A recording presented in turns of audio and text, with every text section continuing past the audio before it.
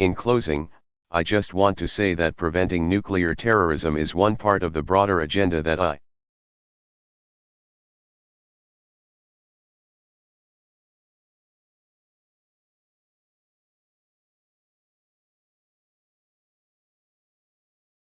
outlined 7 years ago in Prague, stopping the spread of nuclear weapons and seeking a world without them.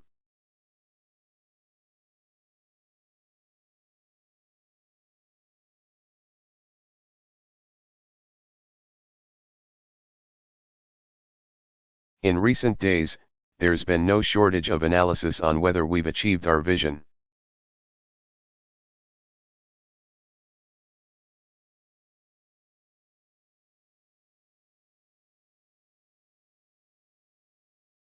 And I'm the first to acknowledge the great deal of work that remains from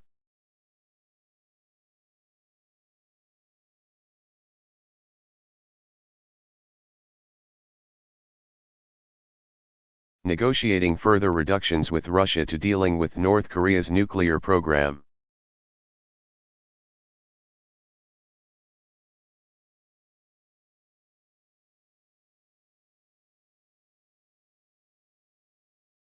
As I indicated in Prague, realizing our vision will not happen quickly.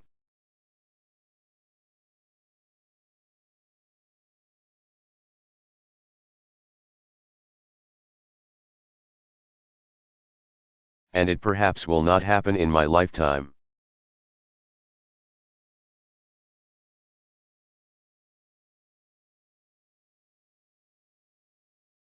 But we've begun. The United States and Russian nuclear arsenals.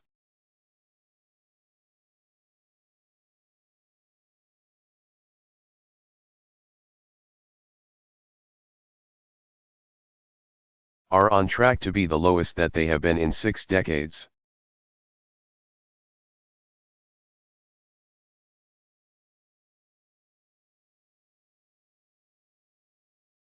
I've reduced the number and role of nuclear weapons in our nuclear security strategy.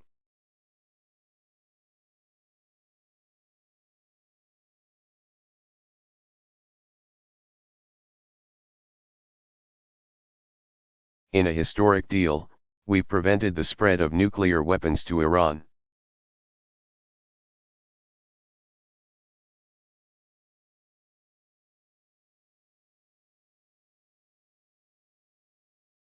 An international fuel bank is being built to promote civil nuclear cooperation.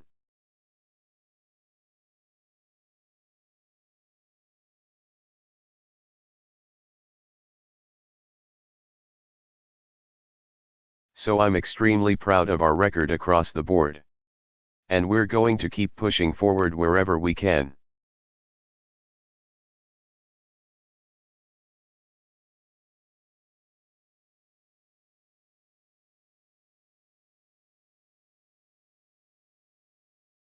As I hope future administrations do.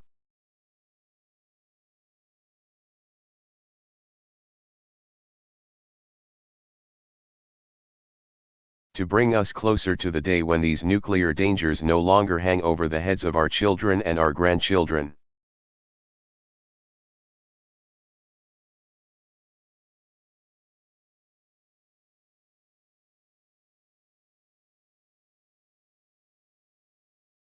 With that, let me take a few questions.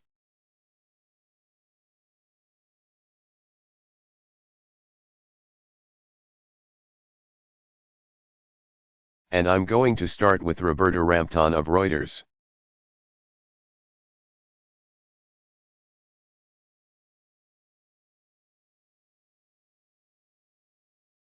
Question, thank you.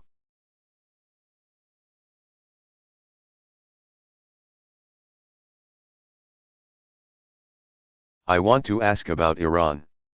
And 3 weeks ago, Iran's supreme leader complained that his country has not been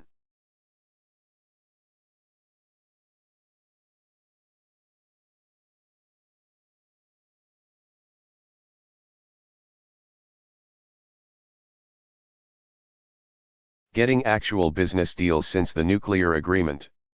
And non-US companies are saying that it's very hard.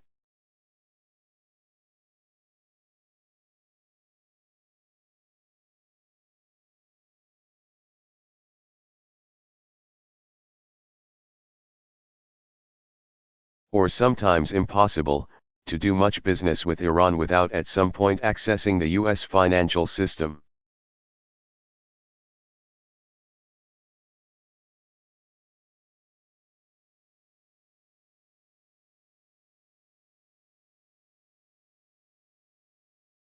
To do U.S. dollar-denominated transactions. So my question is, are you considering allowing such transactions?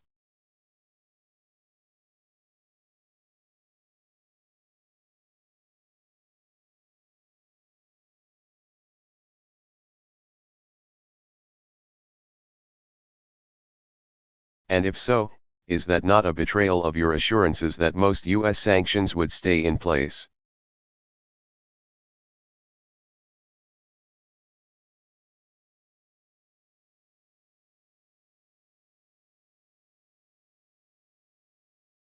President Obama, that's not actually the approach that we're taking.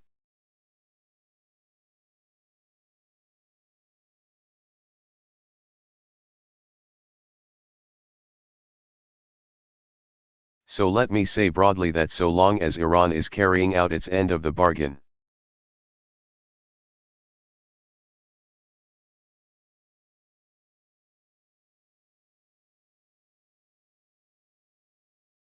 we think it's important for the world community to carry out our end of the bargain.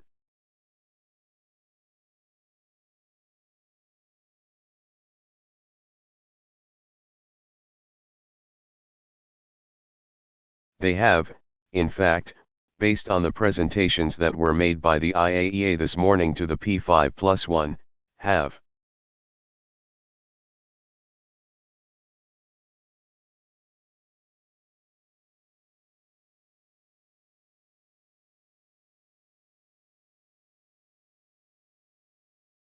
In fact, followed the implementation steps that were laid out.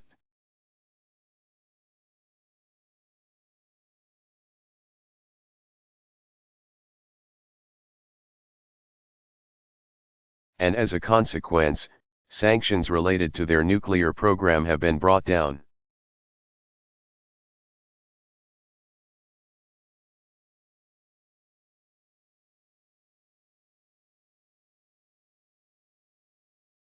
Part of the challenge that they face is that companies haven't been doing business there for a long time.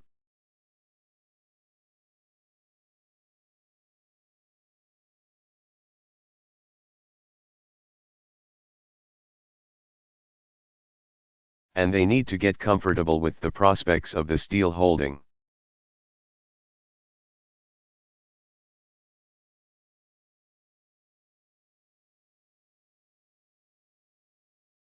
One of the things that Secretary Liu and his counterparts within the P5+1 and elsewhere are going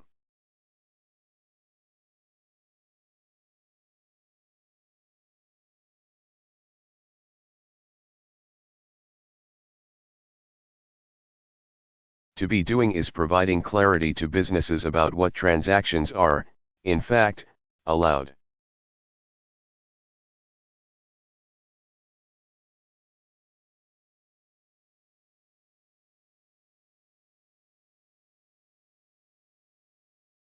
And it's going to take time over the next several months for companies and their legal departments to feel confident that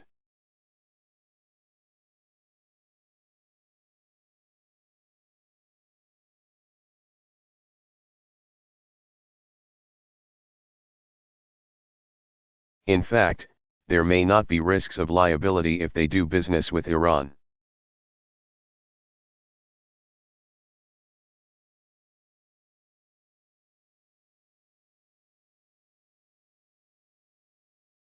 And so some of the concerns that Iran has expressed we are going to work with them to address.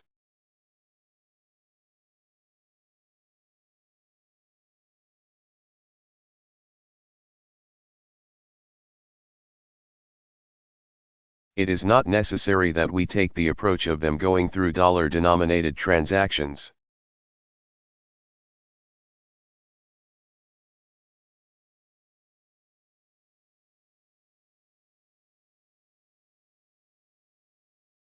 It is possible for them to work through European financial institutions, as well.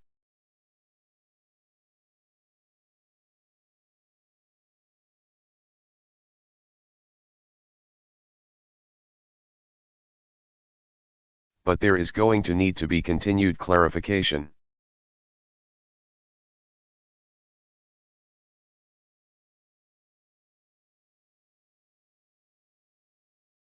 Provided to businesses in order for deal flows to begin.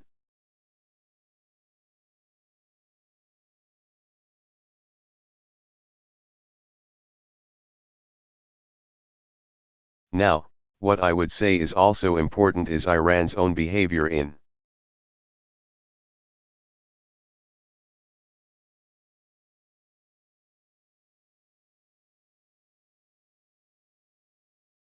generating confidence that Iran is a safe place to do business.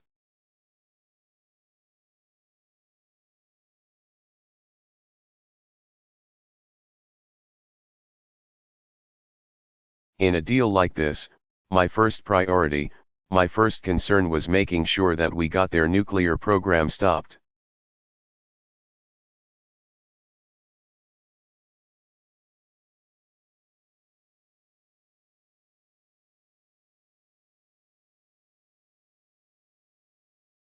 And material that they already had that would give them a very short breakout capacity.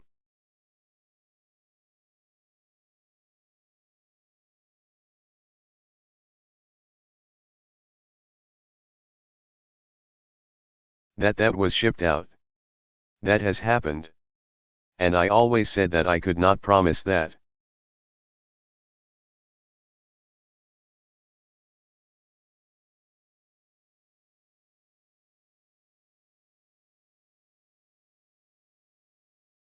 Iran would take advantage of this opportunity and this window to re-enter the international community.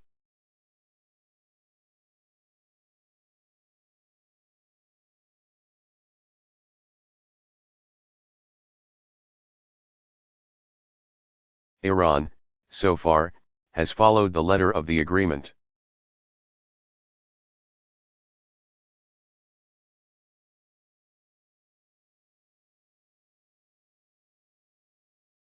But the spirit of the agreement involves Iran also sending signals to the world community and businesses.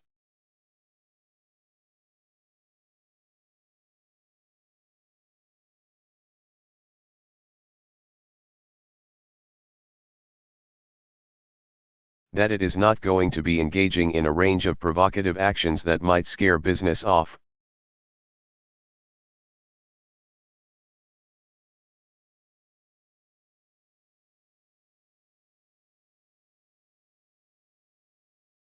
When they launched ballistic missiles with slogans calling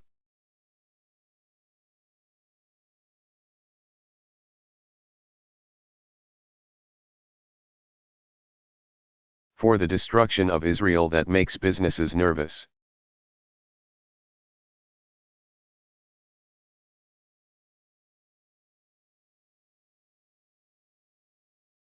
There is some geopolitical risk that is heightened when they see that taking place.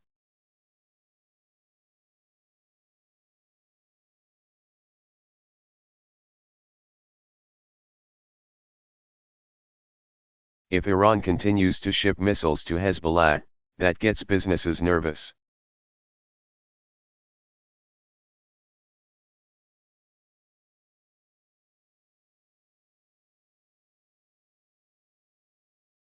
And so part of what I hope happens is we have a responsibility to provide clarity about the rules that govern so that Iran can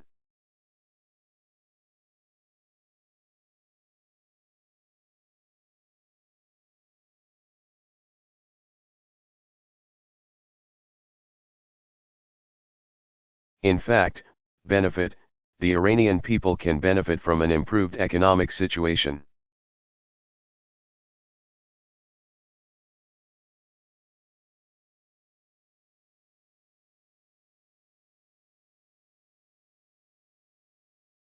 But Iran has to understand what every country in the world understands.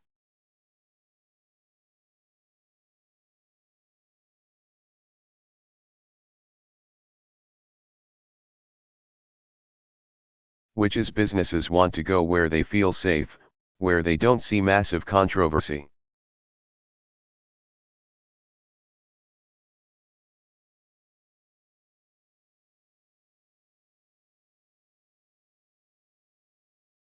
where they can be confident that transactions are going to operate normally.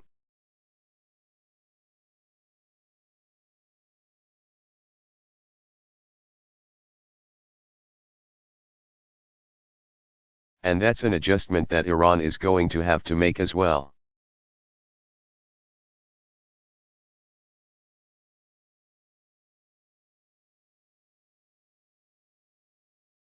And, frankly, within Iran, I suspect there are different views.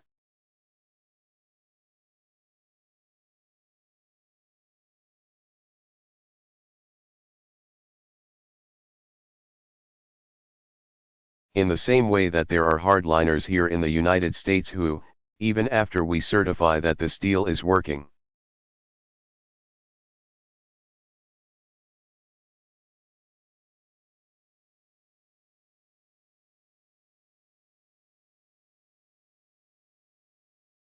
even after our intelligence teams, Israeli intelligence teams say this has been a game changer.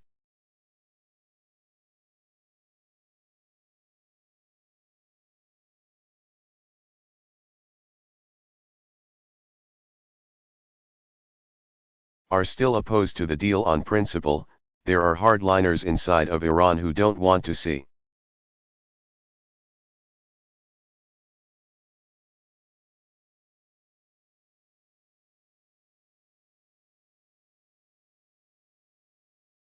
Iran open itself up to the broader world community and are doing things to potentially undermine the deal.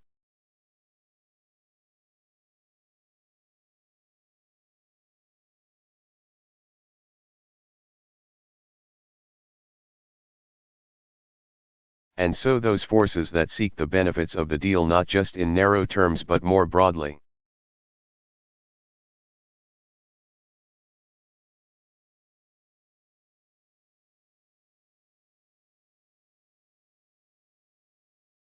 We want to make sure that, over time, they're in a position to realize those benefits.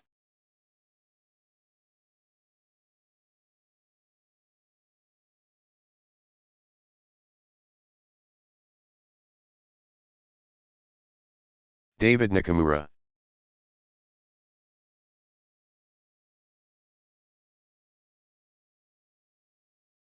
Question, thank you, Mr.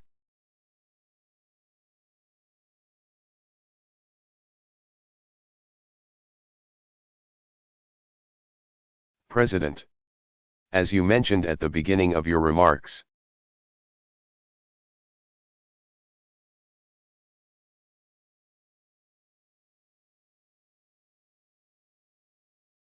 you just finished a working session with 50 world leaders about combating terrorism and groups like the Islamic State.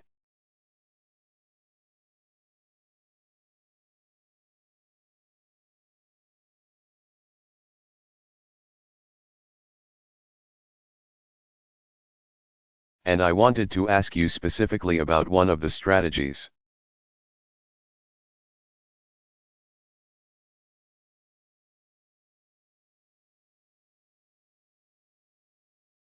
Prime strategies your administration is using in that effort.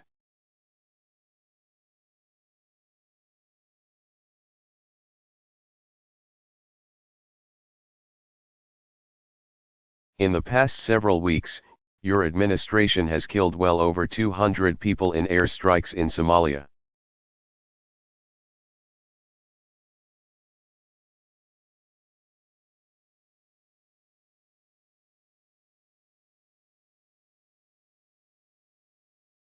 Libya, and Yemen, according to the Department of Defense.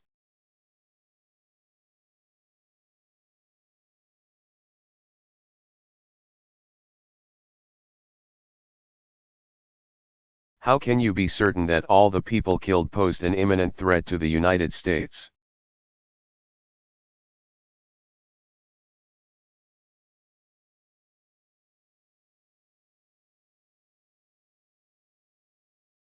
And why is the United States now killing scores of people at a time?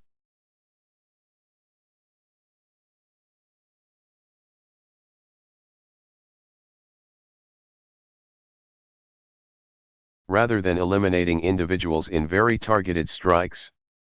Thank you.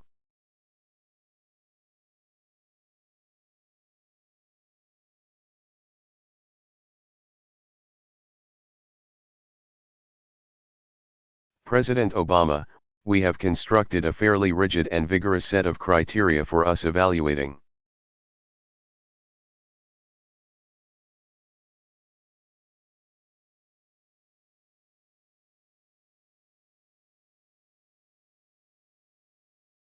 The intelligence that we receive about ISIL, where it might be operating, where Al-Qaeda is operating.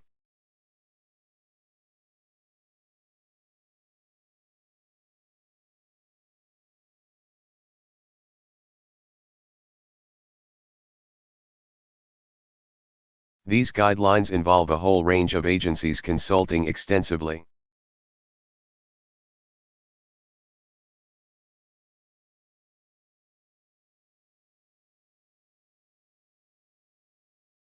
And are then checked, double-checked, triple-checked before kinetic actions are taken.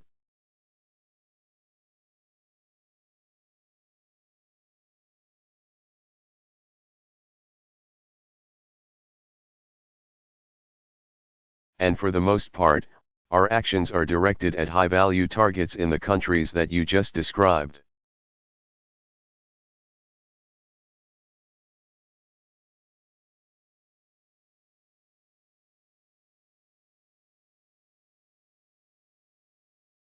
Outside of the theater of Iraq and Syria.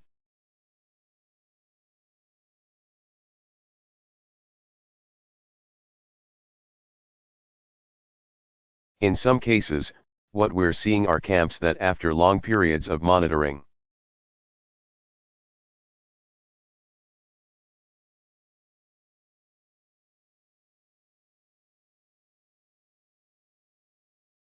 becomes clear are involved in indirecting plots that could do the United States harm.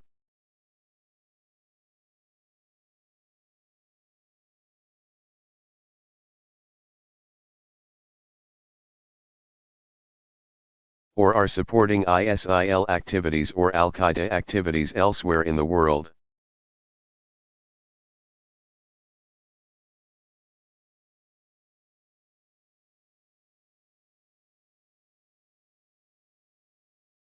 So, if after a long period of observation, we are seeing that, in fact, explosive materials are being loaded onto trucks,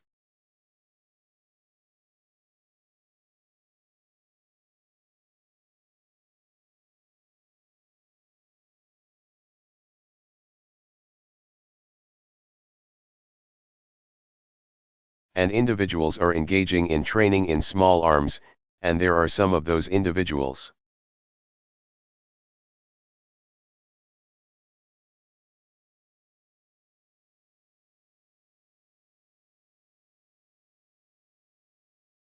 Who are identified as couriers for ISIL or Al-Qaeda, then, based on those evaluations, a strike will be taken.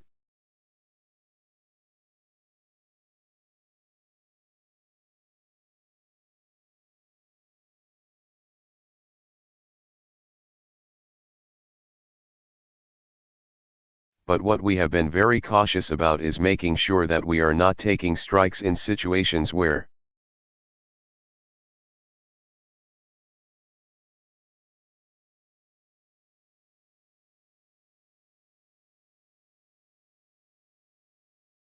for example, we think there is the presence of women or children, or if it is in a normally populated area.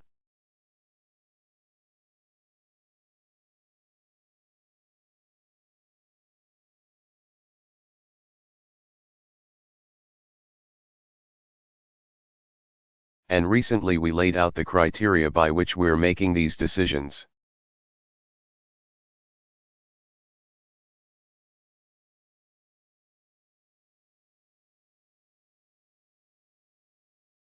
We declassified many elements of this.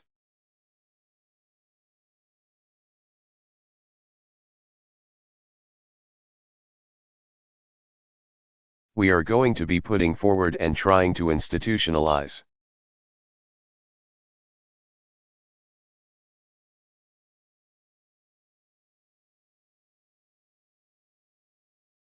on a regular basis how we make these evaluations and these analyses.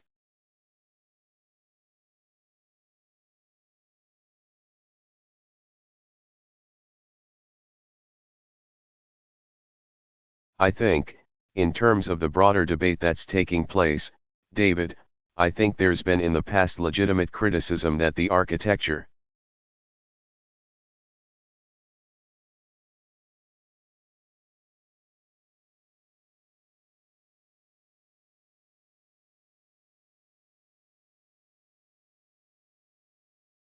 the legal architecture around the use of drone strikes or other kinetic strikes.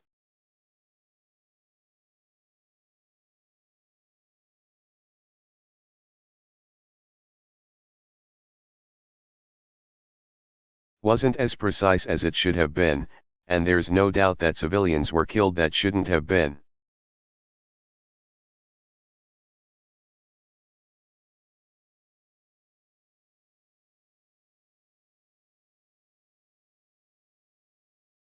I think that over the last several years,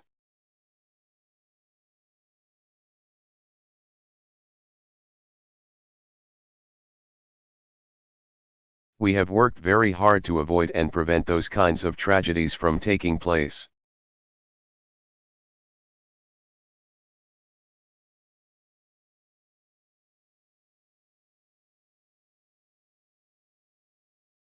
In situations of war, we have to take responsibility when we're not acting appropriately.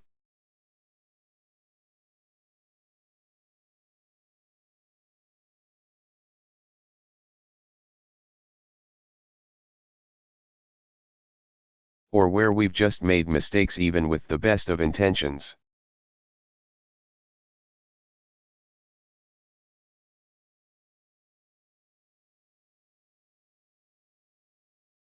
And that's what we're going to continue to try to do.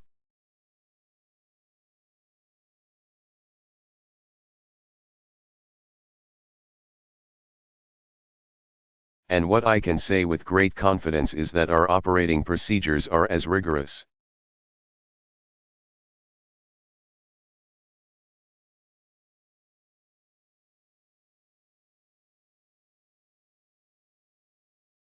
as they have ever been, and that there is a constant evaluation of precisely what we do.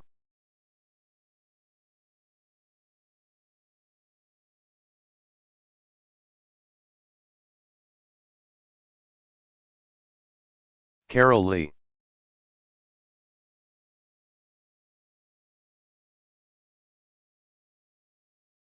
Question, thank you, Mr.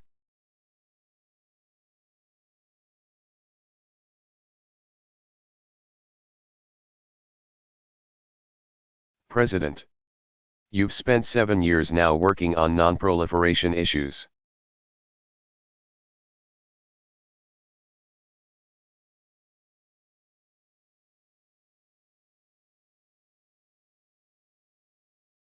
And you said in your opening remarks that you hope that future administrations do the same and make it a priority.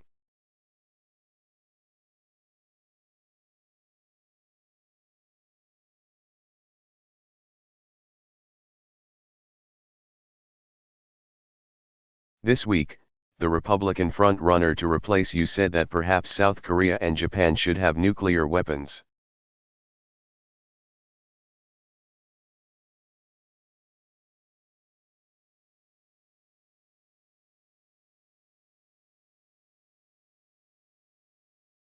And wouldn't rule out using nuclear weapons in Europe.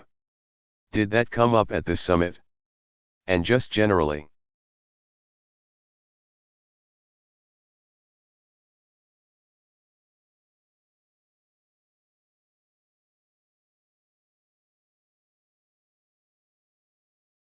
What message does it send when a major party candidate is articulating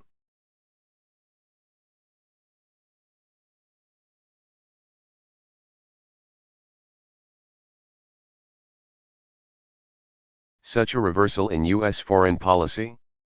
And also, who did you vote for in the Democratic primary?